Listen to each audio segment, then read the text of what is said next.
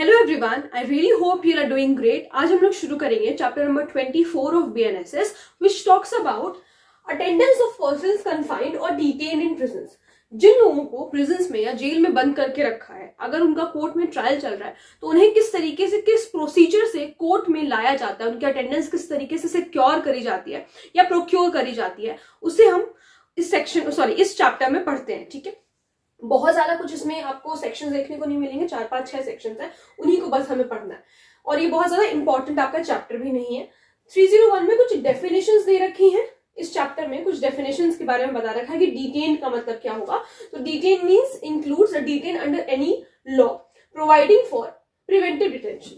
Detain कर रखा है, बंद करके किसी को रख रखा है किसी लॉ में जो प्रिवेंटिव डिटेंशन के रूल्स प्रोवाइड कर रहा है। प्रिजन का क्या मतलब है? कोई भी ऐसी जगह जो कि डिक्लेयर करी गई है स्टेट गवर्नमेंट के थ्रू बाय जनरल या special order to be a subsidiary jail, जिसको हम सब्सिडियरी जेल भी बोलते हैं। ये आप याद कर सकते हो।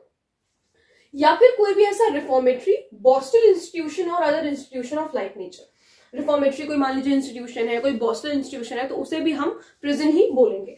ठीक है, तो ये तो हो गई कुछ डेफिनेशंस। दो ही डेफिनेशंस थी। क्लॉज ए में डिटेन की डेफिनेशन है, क्लॉज बी में प्रिजन की डेफिनेशन है।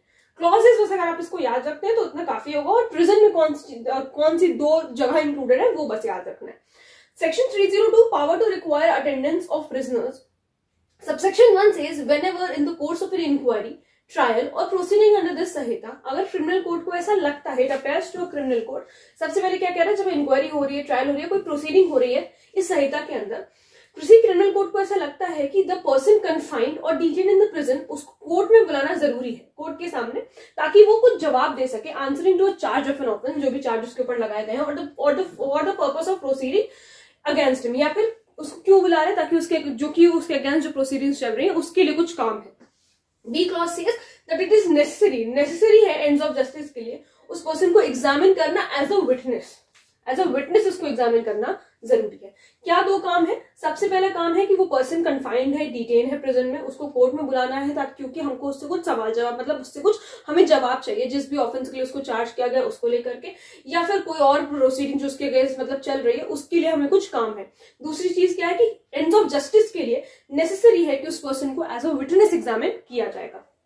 The court may make an order requiring the officer in charge of the prison to produce such person before the court। तो जो कोर्ट है बोलेगी, एक ऑर्डर देगी, किसको देगी? Officer incharge of the prison को। यहाँ पर जो प्रिजन को ऑफिसर इंचार्ज है, पुलिस स्टेशन नहीं, ये बात ध्यान रखिएगा, प्रिजन का जो ऑफिसर इंचार्ज है वो जो है उसको ऑर्डर दिया जाएगा और फिर उनसे कहा जाएगा कि वो उसको कोर्ट में प्रेजेंट करे for answering to the charge और for the purpose of such proceeding और फॉर गिविंग एनी एविडेंस। कुछ एविडेंस वगैरह देने के लिए, किसी भी काम के लिए कोर्ट बेसिकली बुला सकते हैं।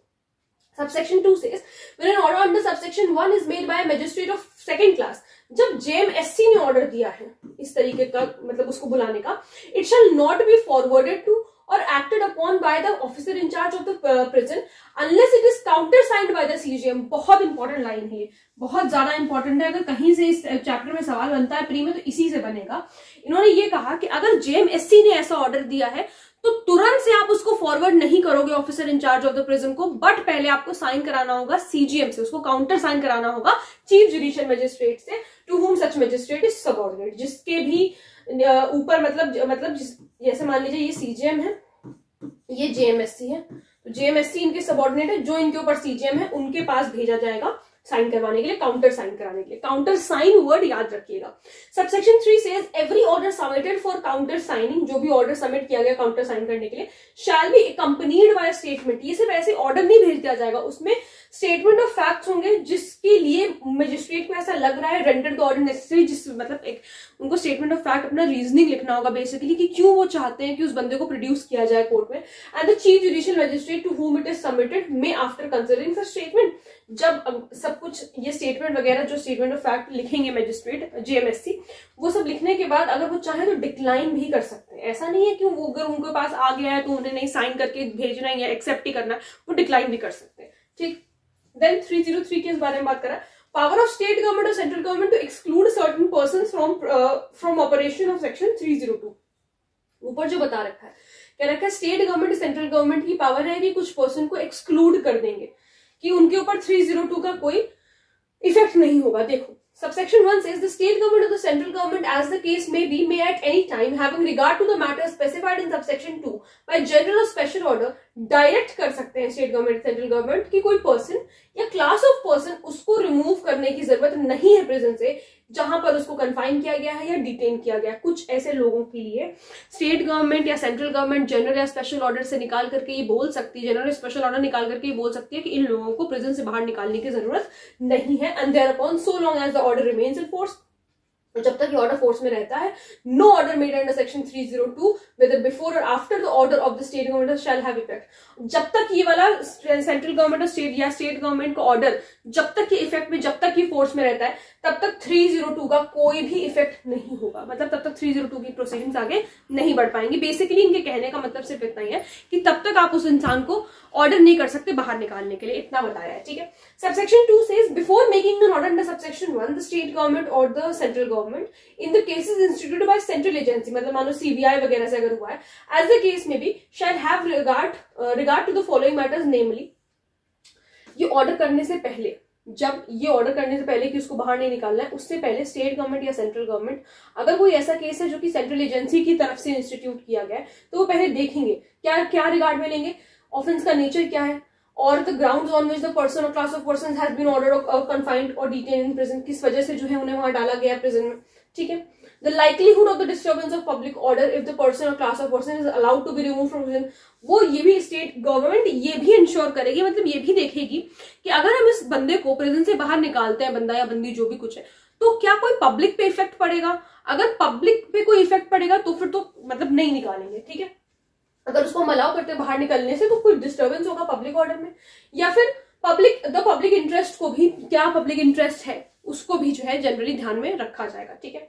अब सेक्शन 304 क्या कह रहा है, officer in charge of prison to abstain from carrying out order in certain contingencies. देखिए क्या है, when where the person in respect of whom an order under section 302 is by reason of sickness or infirmity unfit to be removed from prison or is under committal for trial or under remand pending trial or pending a preliminary investigation, ये सारी चीजें हैं, is in custody for a period which would expire before the expiration of the time required for complying with the order and for taking him back to the prison in which he is confined or detained, या is a person to whom an order made by the state government or central government under section 303 applies, जो भी हम लोगों ने ऊपर पढ़ा।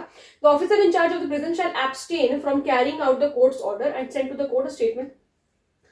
Officer incharge के पास आई कि हमें जो है उस बंदे को निकालना है बाहर, क्योंकि हमें कुछ पूछताछ उससे करनी है, कोर्ट का मतलब ऑर्डर था। लेकिन जरूरी नहीं है कि कोर्ट का ऑर्डर आ ही गया तो ऑफिसर इंचार्ज जो है प्रिजन का वो उसको निकाल करके बाहर ले जाएगा। अगर ये सारे मामले हैं तो फिर नहीं निकाला जाएगा। पहला मामला क्या है, कुछ मान लीजिए कोई सिकनेस है, इन्फॉर्मिटी है, उसको हम प्रिजन से रिमूव नहीं कर सकते, वो मतलब प्रिजन से बाहर आने लायक ही नहीं है उसकी तबीयत, पहली चीज। या फिर अंडर कमिटल और फॉर ट्रायल है, या रिमांड कोई पेंडिंग है, ट्रायल और पेंडिंग और प्रिलिमिनरी इन्वेस्टिगेशन, उसके ऊपर कोई प्रिलिमिनरी इन्वेस्टिगेशन पेंडिंग है, या फिर इस ऐसे कस्टडी में फॉर अ पीरियड जो कि एक्सपायर हो जाएगा, वो टाइम एक्सपायर होने से पहले जो कि हमको पीरियड को कंप्लाई करने के लिए चाहिए। ये कह रहे हैं कि is in custody for a period which would expire before the expiration, जितने टाइम के लिए वो कस्टडी में है ना, वो टाइम एक्सपायर हो जाएगा इस टाइम से पहले, ऑर्डर के टाइम से पहले ही वो टाइम एक्सपायर हो जाएगा, तो फिर तो उस ऑर्डर का कंप्लाई करने की जरूरत नहीं है, वो तो फिर खुद भी आ सकता है वो बंदा। ठीक है। And for taking him back to the prison in which he is confined और डिटेन्ड, और या फिर जो है 303 में अगर गवर्नमेंट ने मना कर दिया तो फिर कोई मतलब नहीं, तो फिर एब्सटेन करेगा, मतलब पुलिस जो प्रिजन का ऑफिसर इंचार्ज है वो नहीं, उसको बाहर नहीं लेकर के आएगा। लेकिन ये सब अगर वो कर रहा है कि कोर्ट का ऑर्डर अगर वो मना कर रहा है कि मतलब अगर उसको ये सारी कुछ चीजें, कोर्ट के ऑर्डर को अगर वो कंप्लाई नहीं करना चाहता तो स्टेटमेंट ऑफ रीजंस जो है उसको लिखने होंगे। ठीक है। पहली चीज तो ये हो गई। फिर provided that where the attendance of such person is required for giving evidence at a place not more than 25 kilometers from the distance from the prison, लेकिन जहां पर उस बंदे की अटेंडेंस हमें इसलिए चाहिए क्योंकि हमें एविडेंसेस चाहिए। ठीक है, उससे, और वो जहां जिस प्रिजन में वो है उसकी दूरी कोर्ट से 25 किलोमीटर के अंदर ही है, उससे ज्यादा नहीं है, 25 किलोमीटर से ज्यादा नहीं है। तो officer incharge of the prison shall not so abstain for reason, तो उसको जो है क्लॉज बी वाला जो रीजन है उसके लिए उसको एब्सटेन नहीं करा जाएगा। जब आप ये पढ़ रहे हैं तो इसको याद रखिएगा कि क्लॉज बी किस बारे में बात कर रहा है, क्योंकि थोड़ा सा घुमा के लिखा हुआ है तो पूछ सकते हैं। और कितना जो है किलोमीटर का डिस्टेंस याद रखिएगा कि आपका 25 किलोमीटर है, ये आपको याद रखना है। ठीक है। फिर 305 में prisoner to be brought to court in custody, तो कह रहा है subject to the provisions of section 304, ऊपर जो हमने पढ़ा उसको ध्यान में रखते हुए the officer in charge of the prison shall upon delivery of an order, जब उनको ऑर्डर मिल रहा है सबसेक्शन 1 में सेक्शन 302 और जब वो ड्यूली काउंटर साइन हो जा रहा है सीजीएम के थ्रू, वेयर नेसेसरी, जहां कहीं भी अगर मान लीजिए जेएमएससी ने किया है तो इसीलिए वहां वेयर नेसेसरी लिखा है, under subsection 2 thereof cause the person named in the order to be taken to the court, तो उसको कोर्ट में लेके जाया जाएगा in which his attendance is required, जहां पर उसकी अटेंडेंस जरूरी है, so as to be present there at the time mentioned in the order, जो टाइम मेंशन किया गया उस समय, and shall cause him to be kept in custody इन और नियर द कोर्ट, और जो है उसको क्या मतलब दिन भर तो कोर्ट में रहेगा नहीं, रात भर थोड़ी ना कोर्ट में रहेगा, कोर्ट के पास ही जो है उसको कहीं पे कस्टडी में रखा जाएगा जब कोर्ट का काम खत्म हो जाएगा, until he has been examined, कब तक, जब तक कि उसको एग्जामिन नहीं कर दिया जाता है, and until the court authorizes him, या तो उसको एग्जामिन कर दिया तब तो वापस ले जाओ, तो फिर वहां पे कोर्ट के पास कस्टडी में रखने की जरूरत नहीं है, और या फिर कोर्ट नहीं ऑर्डर कर दिया कि भाई इसको वापस ले जाओ, इस काम जो है इसका खत्म हो गया था, court authorises him to take back to the prison in which he was confined और डिटेन्ड। सेक्शन 306 में क्या बता रहा है, power to issue commission for examination of witness in prison, commission भी इशू किया जा सकता है, ये इंपॉर्टेंट सेक्शन है 306, कमीशन भी इशू किया जा सकता है, कोई बंदा अगर प्रिजन में है तो उसका जो है उससे कुछ भी पूछताछ करने के लिए, एग्जामिन करने के लिए। The provisions of this chapter shall be without prejudice, बिना किसी हार्म के, to the power of the court to issue, मतलब ये कह रहा है ये जो इस चैप्टर में प्रोविजंस है यहाँ पर कोर्ट के जो भी पावर है उसको ये इफेक्ट नहीं कर। Under section 19 a commission for the examination as a witness of any person confined और डिटेन्ड इन प्रिजन, एंड ये बात आप ध्यान रखिएगा, कमीशन क्यों इशू किया जा रहा है, एग्जामिनेशन उसका एज अ विटनेस हो रहा है तब हम कमीशन इशू कर रहे हैं, and the provisions of part B of chapter 25 shall apply, और उसमें जो है पार्ट बी चैप्टर 25 अप्लाई होगा, shall apply in relation to the examination of commission of any such person in the prison as they apply in the relation of examination and commission of any other person. Basically इन्होंने क्या कहा कि जैसे इसके examination किसी दूसरे person के examination के लिए चीजें रूल्स अप्लाई होती हैं, वही सेम चीज इसके ऊपर भी अप्लाई होगी, उस बंदे के ऊपर जो कि प्रिजन में है उसके ऊपर भी सेम वे में अप्लाई किया जाएगा। ठीक है, तो ये था हमारा चैप्टर नंबर 24 जो कि हमें डिटेन्ड पर्संस के बारे में या कन्फाइंड पर्संस के बारे में बताता है, अटेंडेंस कैसे इनकी इंश्योर करेंगे हम कोर्ट में। अब आपको कोई प्रॉब्लम है, कोई डाउट है तो आप लोग मुझसे कमेंट सेक्शन में पूछ सकते हैं। जितना मैंने इसमें सिर्फ थोड़ा बहुत मार्क किया है वो ही इंपॉर्टेंट है, और कुछ आपको इसमें बहुत ज्यादा याद करने की जरूरत नहीं है। सेक्शंस जो है जो आपके लिए इंपॉर्टेंट है, इसमें तो एक तो ये दोनों क्लॉज इंपॉर्टेंट है, ठीक है, ये क्लॉज बस याद रखिएगा, और इसमें ये सीजीएम वाला पॉइंट इंपॉर्टेंट है, जेएमएससी वाला पॉइंट इंपॉर्टेंट है, और इसमें आपका इसमें ये 25 किलोमीटर वाला पॉइंट इंपॉर्टेंट है, कौन से क्लॉज के लिए जो है वो आपका ये वाला इंपॉर्टेंट है, ठीक है। और ये 306 का बस एक सेक्शन आपको याद रखना है, क्योंकि यहाँ पे कमीशन की स्पेशली बात करी हुई है कि कमीशन जो है इशू किए जा रहे हैं किसी बंदे को, एक ऐसे बंदे को वहां से निकालने के लिए, मतलब सॉरी एग्जामिनेशन करने के लिए जो कि प्रिजन में है, ठीक है। सो आई होप आप लोग को समझ में आया होगा। अगर कोई प्रॉब्लम है, कोई डाउट है तो आप मुझसे कमेंट सेक्शन में पूछ सकते हैं। मिलते हैं नेक्स्ट वीडियो में। Thank you so much.